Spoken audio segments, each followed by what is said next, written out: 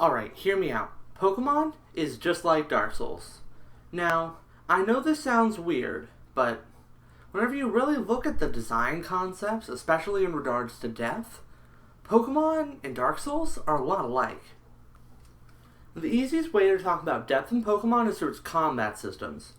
Now, Pokemon having a deep combat system isn't new. In fact, the games are so deep that the competitive community refuses to accept that large chunks of the combat system exist.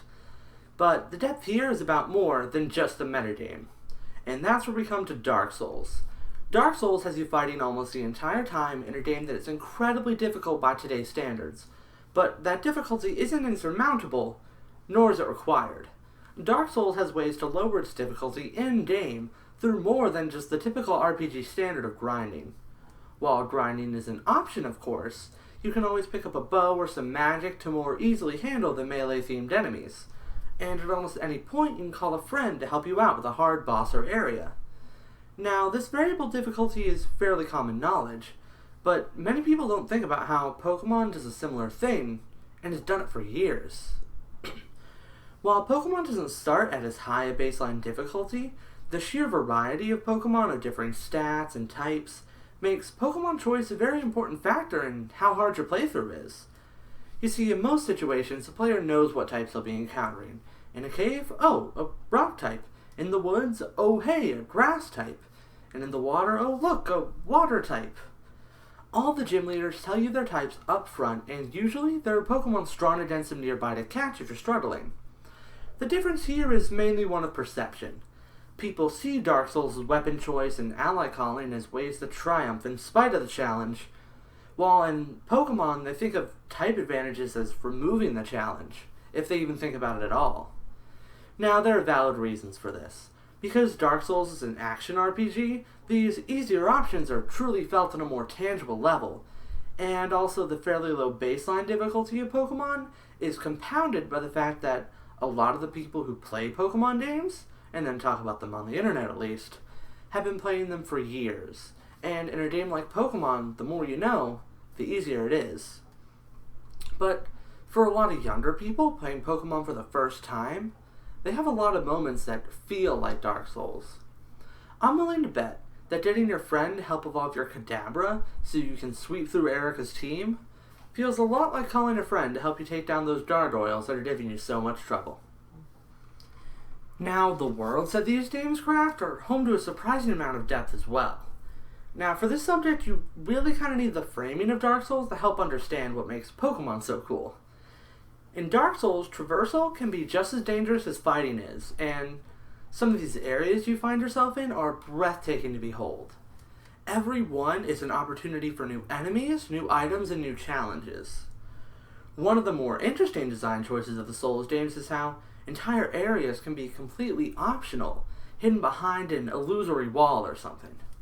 Nothing makes a world feel more real than the knowledge that there's more to find than what you have to find. You as a player don't have to make it through every area, but you are rewarded for finding and exploring these hidden areas. And while Pokemon doesn't have the same sense of spectacle that Dark Souls does, it does have a similar approach to optional areas. Every main Pokemon game has one or two completely optional dungeons, and I don't just mean the post-game ones. The first generation had both the Power Plant and Seafoam Islands, areas that weren't required, but had great rewards for the players who found them. Future games kept this trend, hiding within these areas rare and legendary Pokemon or rare items. Generation 2 had Dark Cave, Generation 3 had Shoal Cave, Generation 4 Wayward Cave, Generation 5 Mistral Cave, and Generation 6 Terminus Cave. There are a lot of caves in Pokemon. Oh, and on a side note, HMs also add to making the world feel more real, but they don't really get the same credit they deserve anymore because over time people started to see them as annoyances rather than a necessary part of the world. And now onto the narrative. Now, this last point is probably going to be the weirdest one to hear as the Pokemon games have only grown in cinematic tone as they went on, but they also grew in subtlety as well. Now, Dark Souls has a story that many people love. mainly due to the complicated and hard-to-find lore. In fact, I'd wager that if we ever get to a point that everyone actually understands the story of Dark Souls, it would be considered a modern classic. And one of the most impressive and endearing parts of experiencing this story is in just how obtuse it is, more than any one person could ever handle. It takes more than a couple of playthroughs and a bunch of dialogue to get this story. There are item descriptions, liars, legends, and secret characters, all leading to complex themes, deep conspiracies, and even more legends. While Dark Souls is famous for it, and comparing it to Pokemon's story might seem ludicrous, the Pokemon games' sense of subtle storytelling has been growing ever since the beginning. What started as a few diary entries in a mansion and some old people talking about legends has turned into searching through libraries, piecing together oral histories with Pokedex entries, and reading even more diary entries, but this time on an abandoned platform for ethically questionable Pokemon research.